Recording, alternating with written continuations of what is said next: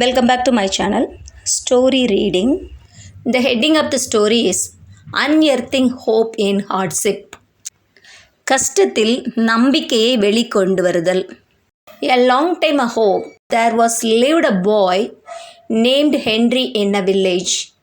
He was very happy with his family, but his happiness could not last for long.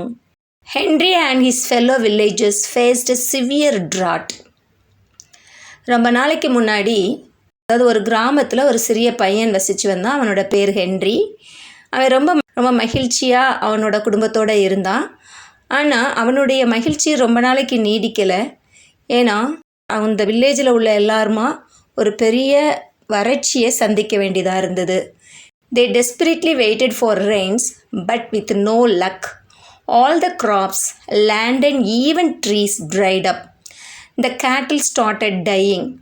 As there was no rain, the stream was drying up slowly. அந்த கிராம மக்கள் எல்லாருமே மழைக்காக காத்திருக்க வேண்டிய கட்டாயம் வந்தது. ஆனால் அவங்களுக்கு லக்கே இல்லை, மழையே பெய்யலை. எல்லா பயிர் வகைகளும் நிலமும் ஈவன் மரங்களும் காய ஆரம்பித்தது. அங்கே இருக்கிற கால்நடைகள்லாம் மடிய ஆரம்பித்தது.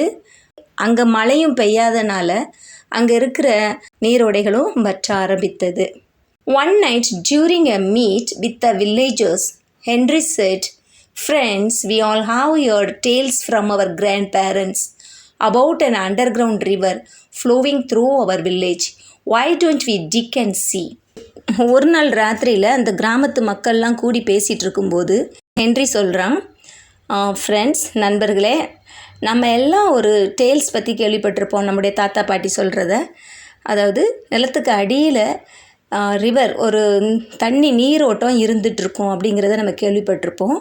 நம்ம ஏன் பூமியை தோண்டி அங்கே தண்ணி இருக்கான்னு பார்க்கக்கூடாது அப்படின்னு சொல்கிறான்.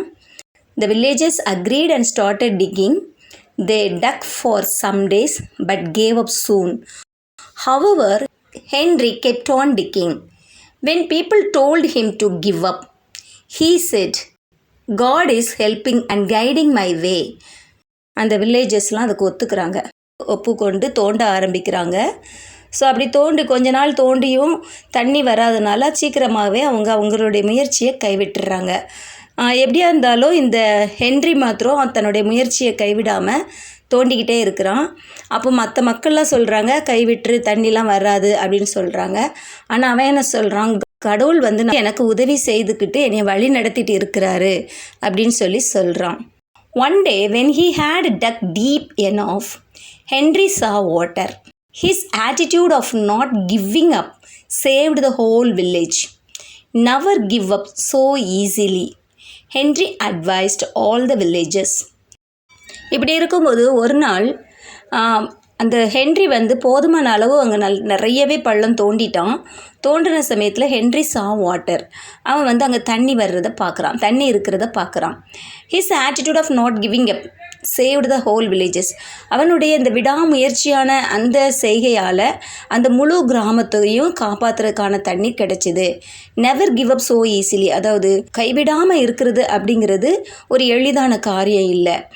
அதுக்கப்புறமா ஹென்றி அந்த ஊர் மக்களுக்கெல்லாம் அட்வைஸ் பண்ணுறான். Now they are never short of water. And whenever any problem arises, all the villages came up together and find a solution. இப்போ அந்த கிராமத்தில் தண்ணிக்கு பஞ்சம் இல்லை, நிறைய தண்ணி கிடச்சிருச்சு.